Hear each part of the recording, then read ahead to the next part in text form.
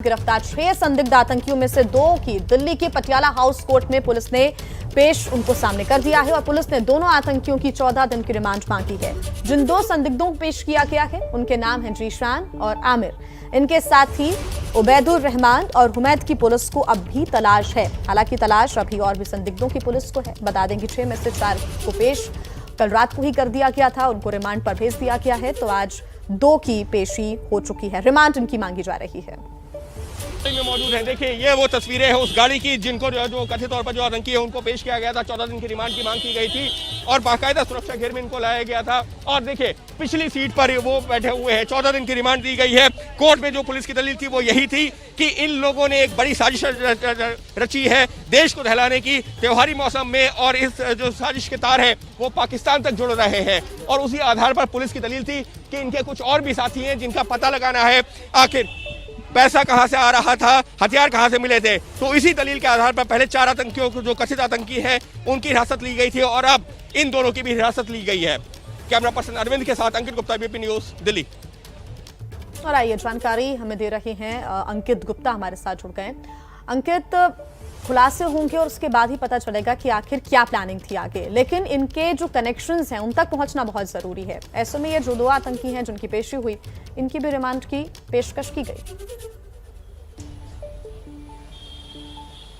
निश्चित तौर पर जी हाँ, क्योंकि ये रिमांड इस वजह से महत्वपूर्ण है। जो यहाँ पर जांच अधिकारी मौजूद थे उन्होंने कोर्ट के सामने साफ तौर पर 2-3 पहलू रखे हैं। पहला पहलू कि जिस तरीके से इनका जो है एक इंटरनेशनल यानी कि पाकिस्तान से लिंक निकल के आया है। जो कथित तौर पर 2 आतंकी हैं उनकी ट्रेनिंग तक पाकिस्तान में हुई है और बाकायदा उनको जो है लॉजिस्टिक मुहैया कराने की बात कही गई थी। दूसरी चीज, यहाँ पर जो भारत में उनके मददगार कौन है, किनके जरिए उनको पैसा मिल रहा था, किन लोगों के जरिए इनको हथियार पहुंच रहे थे और इनका जो है जो निशाना कहां पर था। क्योंकि पुलिस की शुरुआती जांच में जो 4 लोगों के बयान सामने आए थे उसमें यह था कि जो देश के अलग अलग शहर हैं, खासतौर पर बड़े शहर दिल्ली, मुंबई ऐसे मेट्रो शहर, वहां पर जो है आतंकी घटने की जो है इन्होंने साजिश रची थी। और ये साजिश रची गई थी कि त्योहारी मौसम में यानी कि अभी जो दशहरा, दुर्गा पूजा या फिर दीपावली का जो त्योहार है उस दौरान देश को दहलाने की साजिश रची गई है। इनके पास से कथित तौर पर जो पुलिस की दलील है, इनके पास से आईडी भी मिला है यानी कि एक्सप्लोसिव भी मिला है और उसके अलावा हथियार भी मिले हैं। लेकिन इन लोगों के सबसे बड़ी महत्वपूर्ण चीज ये है कि मददगार कौन है, क्योंकि ऐसा नहीं है कि ये सिर्फ 6 लोगों ने पूरी साजिश रची है। इन 6 लोगों के कई और मददगार हैं जिन्होंने पैसे और इनको मदद पहुंचा रहे हैं या फिर लॉजिस्टिक सपोर्ट कर रहे हैं। बड़ी खबर भी मिल रही है कि इन्हें 14 दिन की पुलिस रिमांड पर भेज दिया गया है। उम्मीद यही है कि इस रिमांड में खुलासे हो सकेंगे और जो कनेक्शन पुलिस अभी तलाश रही है वो कनेक्शन, वो लिंक पुलिस के सामने होगी। दोनों संदिग्ध आतंकी को 14 दिन की पुलिस रिमांड पर भेज दिया गया है। अंकित, क्या दलील दी गई पुलिस के द्वारा?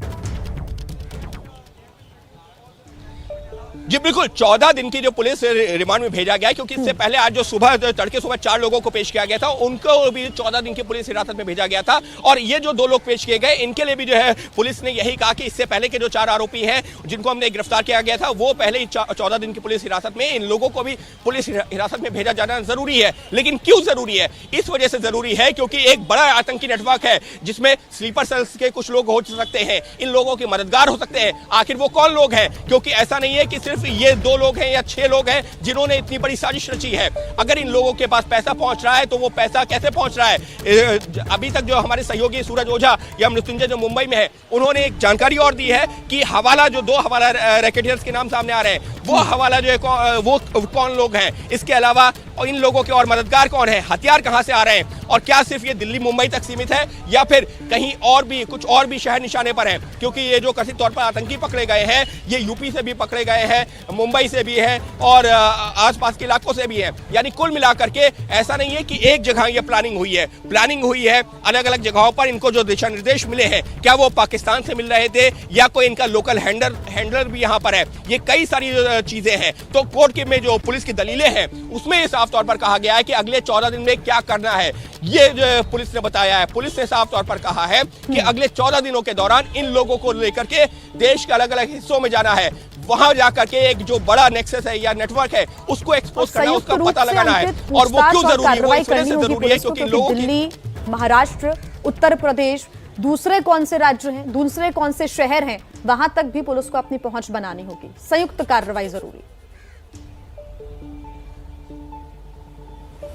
निश्चित तौर पर, और इसी वजह से ये जॉइंट ऑपरेशन हो रहा है। अगर हम बात करें तो सिर्फ दिल्ली में नहीं, मनोज हमारे साथ में। मनोज, पुलिस ने साफ तौर पर कहा है कि एक बहुत बड़ा नेटवर्क जिसको एक्सपोज करना है, उसी आधार पर 14 दिन की रिमांड। जी बिल्कुल, देखिए अदालत में स्पेशल सेल की टीम ने बताया कि इन दोनों आरोपियों को इलाहाबाद लेकर जाना है, इनकी 14 दिन की रिमांड हमें चाहिए। उसकी वजह है कि हुमैद नाम का एक शख्स है जिसकी इनको तलाश है, और इनका वो एक क्लोज एसोसिएट भी है और इसके अलावा इनका सीनियर भी है, और उसका इस साजिश में बहुत बड़ा हाथ है, तो उसकी तलाश करनी है। यही वजह है कि अदालत ने जैसे ही सेल की बात सुनी और तुरंत इनको 14 दिन की रिमांड पर भेज दिया है। तो कहीं ना कहीं जब हुमैद इनकी गिरफ्त में आएगा, इसके अलावा भी और बहुत सारे लोग इस पूरी साजिश में इन्वॉल्व होंगे, जब वो सामने आएंगे तो कहीं ना कहीं एक और एक बड़ा पर्दा उठने वाला है। यानी इस वक्त के लिए बड़ी खबर जो मनोज के हवाले से है वो ये है कि पुलिस ने कहा है हुमैद, बाकायदा एक नाम लिया है हुमैद, और हुमैद इनका सीनियर है, यानी कि इनको जो लॉजिस्टिक सपोर्ट या मदद मिल रही है वो हुमैद से मिल रही है। लेकिन यकीन मानिए हुमैद अकेला नहीं है, हुमैद के अलावा भी बहुत सारे लोग हैं। तो मनोज, ये कहा जाए कि हुमैद एक शख्स है,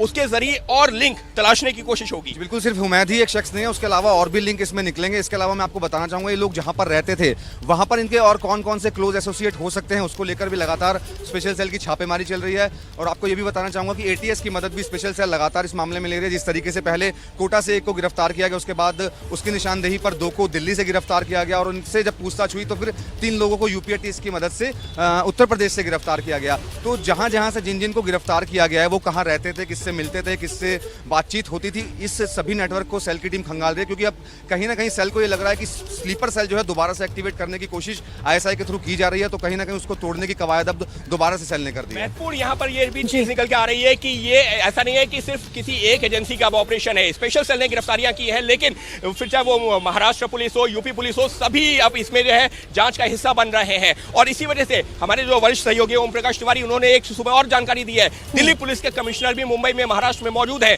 वो भी जो है इसी जोड़ के देखा जा सकता है। तो मनोज, साफ तौर पर कह सकते हैं कि 6 जो एक कथित तौर पर आतंकी है, ये एक शुरुआती कड़ी है, लेकिन नेटवर्क तो निश्चित तौर पर बहुत बड़ा है, क्योंकि इनके पास पैसा भी पहुंच रहा है, हथियार भी पहुंच रहे हैं। जी बिल्कुल, देखिए जिस तरीके से इसमें दाऊद इब्राहिम के भाई अनीस इब्राहिम का नाम सामने आया, उसको लॉजिस्टिक सपोर्ट प्रोवाइड करनी थी, तो कहीं ना कहीं एक बहुत बड़ा नेटवर्क अब आगे जैसे जैसे जांच बढ़ेगी निकलने वाला है। ये तो सिर्फ एक शुरुआती लोग हैं जो पकड़े गए हैं, जो अभी कुछ कर नहीं पाए थे।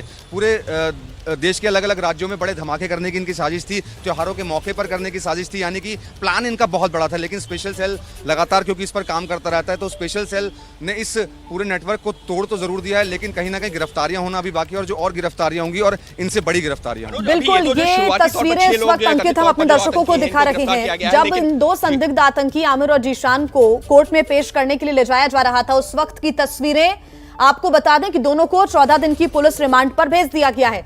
और दिल्ली पुलिस ने क्या दलील दी है कोर्ट के अंदर, जिसके बाद रिमांड मिली है इन आतंकियों की, वो दलीलें भी हम आपको बता रहे हैं, क्योंकि इनका पाकिस्तानी लिंक है, कनेक्शन है, पाकिस्तान ये ट्रेनिंग के लिए गए, और उसके बाद भारत के अंदर इनका क्या कनेक्शन है, कौन इनकी मदद कर रहा था, पैसे इनके पास कहां से पहुंच रहे थे, तमाम ऐसी बातें हैं। और ऐसे 14 से 15 संदिग्ध और हैं जिनकी तलाश अभी पुलिस कर रही है। हुमैद, ये जो कि एक महत्वपूर्ण लिंक है, इस तक भी पहुंचने की पुलिस कोशिश कर रही है। एक और महत्वपूर्ण खबर आपको दे दें, अंकित आप हमारे साथ बने रहिए, आगे आपसे अपडेट्स हम लेंगे। मुंबई से गिरफ्तार संदिग्ध आतंकी जान मोहम्मद को लेकर एक बड़ा अपडेट। सूत्रों के मुताबिक जान मोहम्मद उत्तर प्रदेश विस्फोटक खरीदने के लिए जा रहा था। पता यह भी चला है कि संदिग्ध आतंकी जान मोहम्मद इस दौरान लगातार दाऊद के भाई अनीस इब्राहिम के संपर्क में था। अनीस ने ही अपने किसी जानने वाले के जरिए लाखों रुपए विस्फोटक खरीदने के लिए जान मोहम्मद तक पहुंचवाए थे। तो संदिग्ध आतंकी, इनकी लगातार तलाश की जा रही है। 2 संदिग्ध आतंकी यानी कि आमिर को भी अब रिमांड पर भेज दिया गया है, और अब विस्फोटक खरीदने उत्तर प्रदेश जान मोहम्मद जा रहा था, यह सूत्रों के हवाले से खबर मिल रही है। जान मोहम्मद दाऊद के भाई अनीस के पूरे टाइम कांटेक्ट में था, संपर्क में था। अंकित हमारे साथ जुड़े हुए हैं। अंकित, नया खुलासा है, उत्तर प्रदेश जा रहा था जान मोहम्मद विस्फोटक खरीदने के लिए। उत्तर प्रदेश से हमेशा से इन आतंकियों का एक पुराना कनेक्शन रहा है कहीं ना कहीं। निश्चित तौर पर जी हमको ये भी समझना होगा, जो हम लोग, मैं और मनोज जिक्र कर रहे थे, हम लोग जो चर्चा कर रहे थे कि पुलिस इस वक्त ऐसा नहीं है कि सिर्फ कोई एक एजेंसी, दिल्ली पुलिस की स्पेशल सेल तो जांच कर ही रही है, लेकिन यूपी एटीएस हो, मुंबई एटीएस हो, ये सब एजेंसीज भी अब उस जांच का हिस्सा बन रही है। उसकी वजह क्या है? जो कथित आतंकी है वो सिर्फ यूपी में नहीं मौजूद है, वो महाराष्ट्र में भी मौजूद है, वो उनका पाकिस्तानी लिंक भी है। और जो जैसे जैसे जांच आगे बढ़ेगी, यकीन मानिए इसमें और भी एजेंसीज शामिल होंगी। और ये महत्वपूर्ण क्यों है? ये महत्वपूर्ण इस वजह से, जिस बात का आपने भी जिक्र किया, जो अभी हमको जानकारी मिली है कि मुंबई से कहां जा रहा था विस्फोटक खरीदने के लिए, यूपी में। तो यूपी में भी निश्चित तौर पर उसके लिंक्स हैं, जो लोग विस्फोटक तैयार कर रहे हैं या इनको मुहैया कराना है। और मनोज, साफ तौर पर यह कहा जा सकता है कि ये ऑपरेशन ये हो रहा है, ये किसी एक राज्य तक सीमित नहीं है। यूपी भी है, महाराष्ट्र भी है, दिल्ली भी है और भी कई राज्य, जो कि 2 बिल्कुल देखिए, संदिग्ध सारी एजेंसीज आतंकी जो है, जिन्हें अब रिमांड पर भेज दिया गया, यानी कि जो 6 आतंकी गिरफ्तार किए गए उन सभी को रिमांड पर भेज दिया गया है। पुलिस इनसे पूछताछ करेगी। ज्वाइंट ऑपरेशन लगातार चल रहा है। क्या प्लानिंग थी, क्या खुलासा होता है, इस पर लगातार अपडेट्स देने के लिए आप देखते रहिए एबीपी न्यूज।